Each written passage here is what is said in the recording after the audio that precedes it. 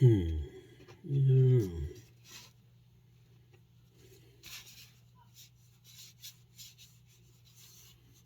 Let's see, what would a hot summer sky look like? With some high clouds.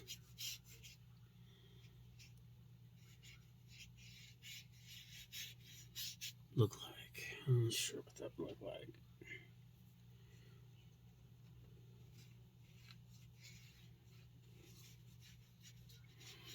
Clouds somewhere in the neighborhood of that. Blue. Does it need a...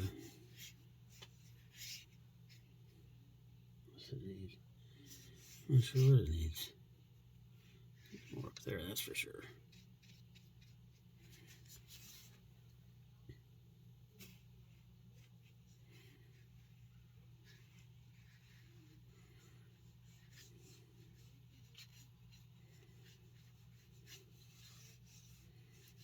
And it should fade.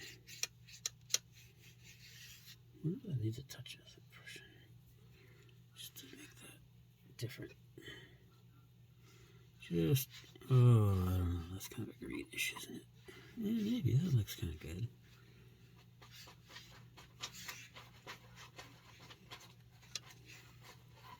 I think my Prussian is contaminated.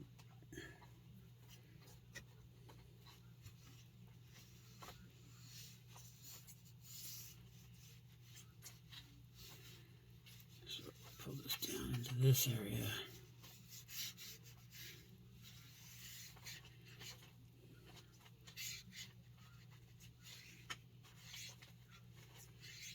Okay, so then you do that, and let's see.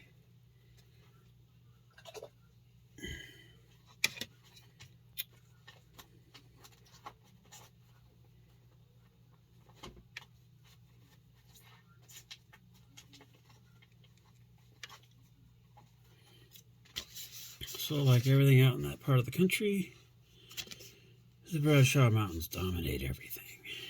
So they come in like this.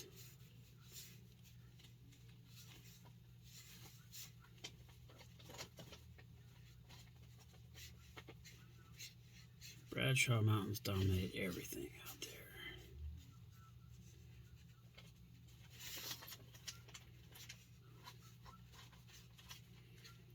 Leave it kind of like that.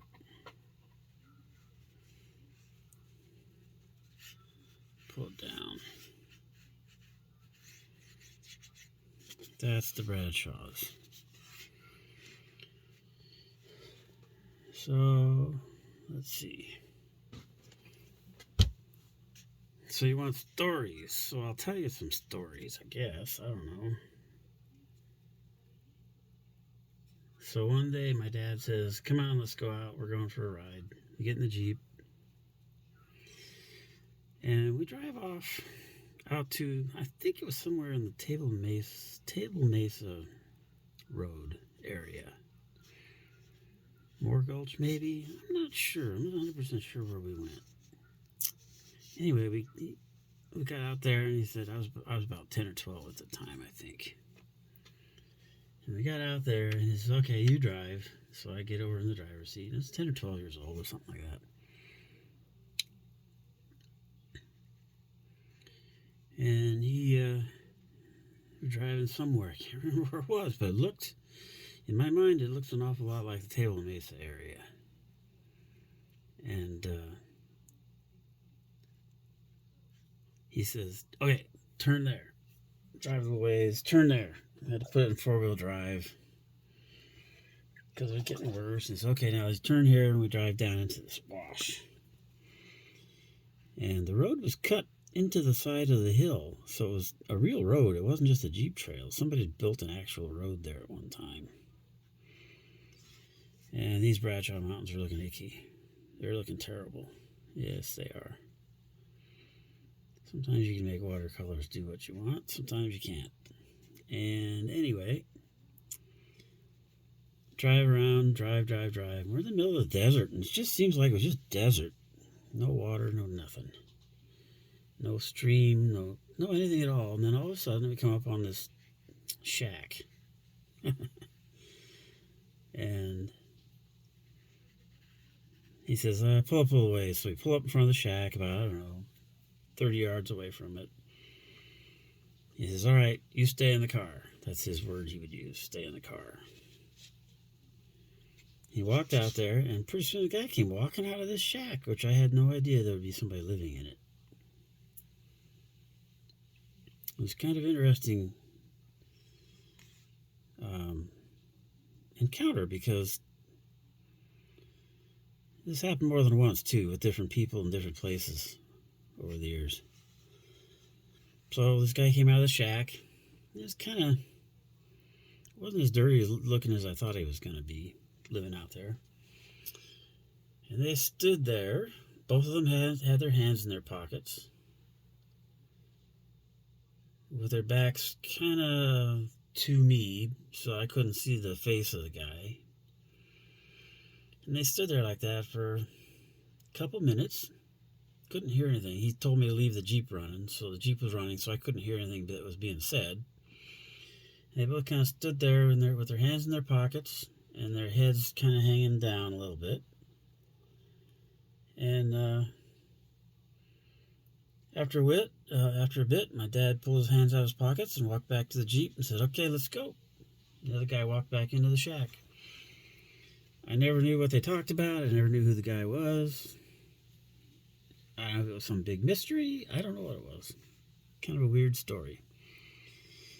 But I just remember being out there on, I think, Table Mesa area, maybe around Moore Gulch. Sure felt like it. The ground there was kind of white, though. It wasn't orange. And there was stuff around, like trees, like Palo Verdes. Let's see, Palo Verdes, creosote bush, and a few saguaros. It wasn't like that stuff up by Cordis. But I'm assuming, so this would have been when I was 10 or 12. Let's see what that would be. 68, 69. So, it turns out, I'm not sure what to do next here with the painting. It sort of turns out that in the 60s, I didn't know this, but in the 50s and the 60s, there was a fourth wave of prospecting going on out there in the Bradshaw district. And this guy must have been part of that fourth wave, because I thought all this stuff was old, and it turns out it wasn't as old as I thought. Tip Top was definitely old. Gillette, that was all 1860s. But all this stuff that I was going to, a lot of it was only from the 50s, late 50s. It turned out to be different. Didn't expect that. So that's what I think this guy was, part of that 60s gold rush again, when that's sort of when gold took a big climb from $20 or $30 an ounce up to $100 an ounce or whatever it was. But there are several of those guys like that. I don't know how they stay alive out there, because I didn't see a car. Didn't see any tracks going in and out of that road. But these guys were living out there. I don't know how they did it. So there's another one of those. This one was a little later, I think. We went up to Columbia, a place called Columbia, out. This would be further north and west of there. It's on the map if you look, Columbia. Guy, I can't remember his first name. Jacob Walters? Old Man Walters? We called him Old Man Walters. My dad knew him. He's actually in the history books if you look for him. Apparently he shot somebody out there once on his claim. I don't know. These guys were kind of crazy, but not really. Not as crazy as you think. A lot of them are more educated than you think, too. Anyway, this is another one of those deals where we drove up there. I knew we were going to Columbia this time. So we drove up there, and we drove up to the house. And Old Man Walters, that's what John called him, Old Man Walters. They're about the same Yeah, old man Walter was probably 10, 12 years older. Anyway, we drove up. He came out. Kind of the same thing. They both put their hands in their pockets and their heads down, and who knows what they were talking about.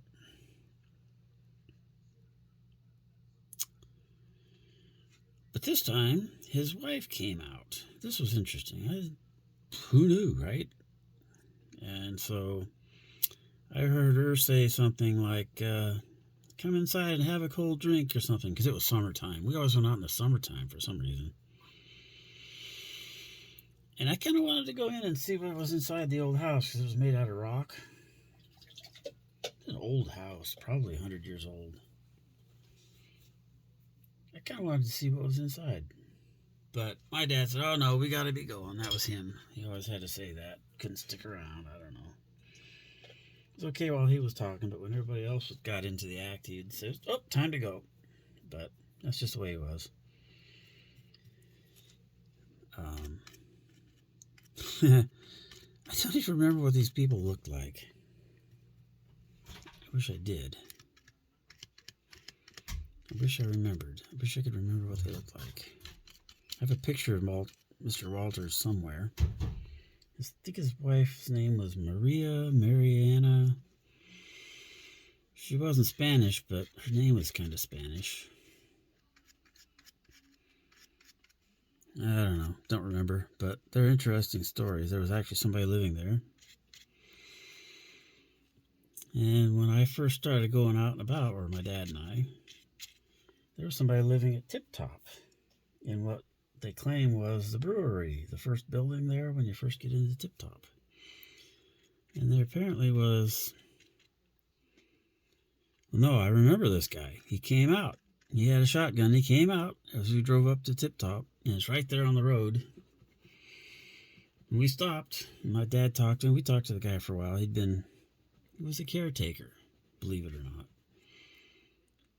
Somebody had hired him to make sure the place didn't get torn up, because at that time, that brewery building was still livable. It had a roof, doors, windows. And there was a well right across the street that he got water out of. I don't know if it was drinkable or not, but it was there. And so there was a guy living there. I don't remember the conversation of that one either, and he was there for a couple of years. We would go back and he'd still be there. So that went on for a while. There's another place. People don't probably remember these places, but I do. Fort Misery. This is up towards, this is along the route, the back way to Crown King from Lake Pleasant. Fort Misery. And this one we had a couple of encounters there. One time my dad and I were driving through there in the Jeep, and got to Fort Misery, and there was a gate, so we got out to open the gate, and there was two little girls, like, I don't know, 4 years old and 6 years old, maybe, playing by the building. The building's gone now, but it was there when I was 10, 12, 14 years old. Building was still, the original Fort Misery building was there. It wasn't a fort. It was a tongue-in-cheek thing, Fort Misery, you know. Anyway, there were two girls playing there. And the next thing you know, this lady comes out of the house, and a guy comes out of the house. Again, I see no car. And this thing is, 10 miles by road from Crown King, 20 miles from Lake Pleasant, in the middle of nowhere. And they're living in this house, and they just moved in because they needed some place to stay, I guess. But we talked to them for a while. My dad said, oh, do you need anything? And they said, no, we're okay, blah, blah, blah. I guess they were okay. Who knows? I didn't think too much about it at the time, being I was only 12, 13, 14 years old. But what the heck were these people doing out there in the middle of nowhere with these kids? So I was trying to draw a picture here that represented, summertime, but in the desert. But it's not going to work. This isn't working. This looks terrible. I don't know where I'm going to go with it next. Let's see. Colors. I don't know what this is. I don't even know. I hope this is in the picture. Yipes. Not sure what to do with it next. Maybe I'll put a... I don't know. Let me see. Trying to think of what it looks like in the summertime out there. What kind of color would you put for the foreground? I want kind of a... I think I want a big... I don't know what I want. What does this color look like? Oh, that's pretty bold. That's too bold. Yeah, you know what? I can pull this across here like this. Need a little bit more contrast from that there.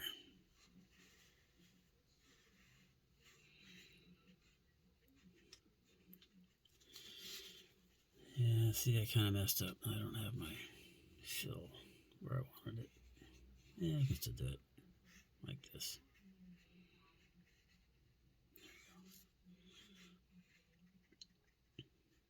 I want this to be...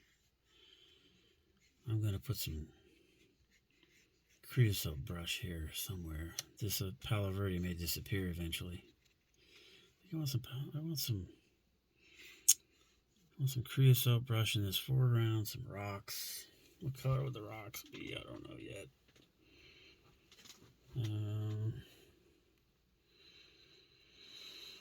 So that's a couple of stories for you. That kind of thing happened all the time out there. Must have been... we were always careful driving up to those buildings back then. That's why I'm so skittish nowadays. Because these guys were older. I don't know what they were doing. Most of them were prospecting. I don't know how my dad knew that guy was there in that first place. That first place kind of looked like this. It's got this bench right here, and then a wash down here, and then some hills in the background, and then the Bradshaws, of course, in the distance. There'd be a kind of a cliff thing going here, like this, down to another down here, where the wash would be. That would kind of have a... I think that's going to have a grayish tint to it. The wash, kind of a splotchy grayish. That's going to be kind of rocky and I don't know, something like that. It's kind of not straight. It wasn't straight. Well, where he was at, it was straight, more or less. Then there'd be another bench on this side, but I'm not going to be able to draw that in right now. But this is where the wash would have been. Some rocks, just some gray, kind of a gray look. And then this part right here would have been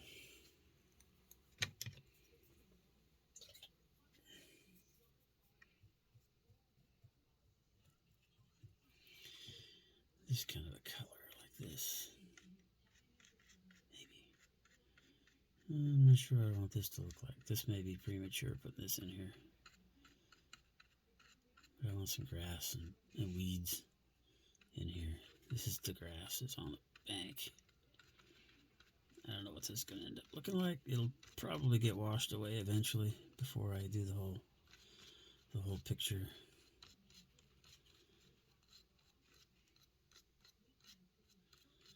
The grass needs to stay upright like that.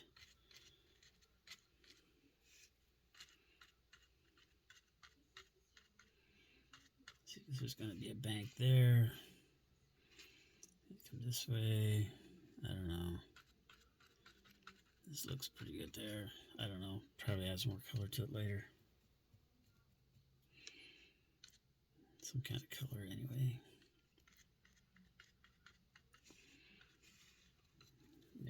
Maybe, I don't know. That's pretty ugly.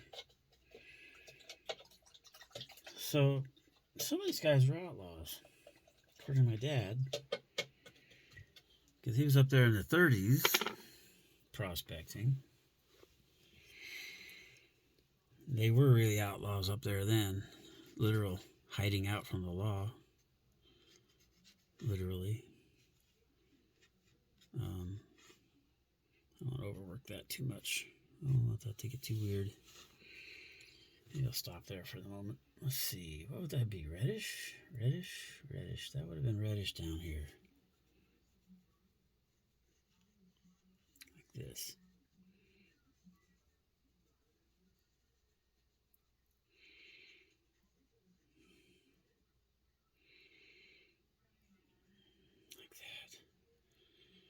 I don't know. We'll have to give it some more color later.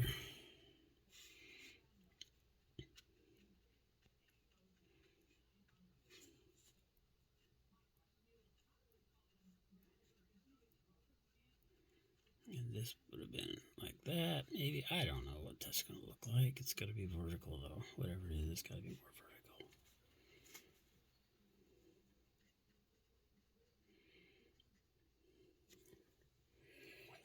I have to pull some of that color out. That's too bright. Pull some of this out. Make it a little less even. It's too even. It's supposed to be a bank that's falling in. Like this.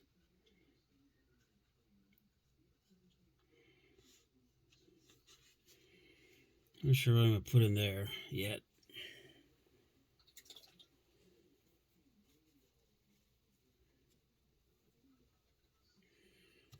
There's a nice color left over from about a month ago, a year ago. What if I just put this on here? Touch it once, don't do it again, or you'll wipe out the detail.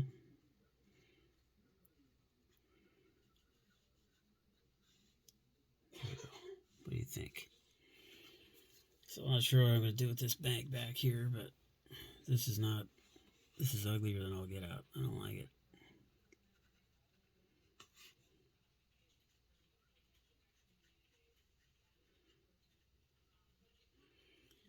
I just need some of that color to come down in